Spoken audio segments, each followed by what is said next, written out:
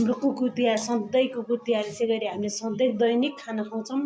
सबैले माया दया गरेर खुवाउनु होला है। सबैले माया गर्नुहोस्।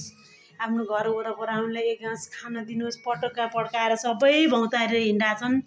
सकेसम्म रमाइलो गर्नुहोस्, तर अरूलाई दुःख दिने, अरूलाई नराम्रो गर्ने काम नगर्नुहोस्। सबै प्राणीहरू, सबै मान्छेहरूमा पनि पीडा हुन्छ, सबैको मुटु रोग हुन्छ।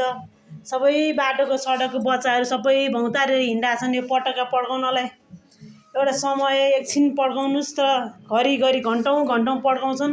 त्यो पड्काउने रोकोस्। राम्रो राम्रो आँखामा माया, मनमा दया भएका मानवहरू आउन्। हरेक पशुपन्छीको लागि कल्याण गर्ने, हरेक सबैको माया गर्ने मानवहरू आउन्। भगवान् अब आउने चुनावमा अब यो चाहिँ राम्रो राम्रो मान्छे आउन्, हरेक प्राणीको रक्षा गर्ने प्रभु।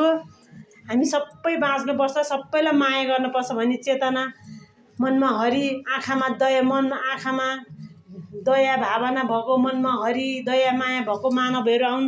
सधैँ यसरी कुकुर तिहार मनाउनै पर्दैन, दैनिक खुवायो भने त्यही हुन्छ कुकुर तिहार। यति पीडा छ प्राणीहरूलाई, यति पीडा छ। सबैले माया दया करुणा गरौँ है, सबैले सेवा गरौँ। मरेर लानु केही छैन, सब छोडेर जानुपर्छ। धेरै घमण्डी छन्, त्यो घमण्डी पापीहरूको मनमा नि दया माया करुणा आओस् भगवान्। श्री कुकुर तिहारको सबैलाई शुभकामना। पशु प्रेमीहरूलाई कहिल्यै दुःख कष्ट नहोस्, यही हो तिहारको शुभकामना। भगवान् ईश्वर लक्ष्मी माताले सबैको मनको इच्छा पूर्ण होस्, सबैको मनमा दया करुणा भावना आओस् भगवान् लक्ष्मी माता।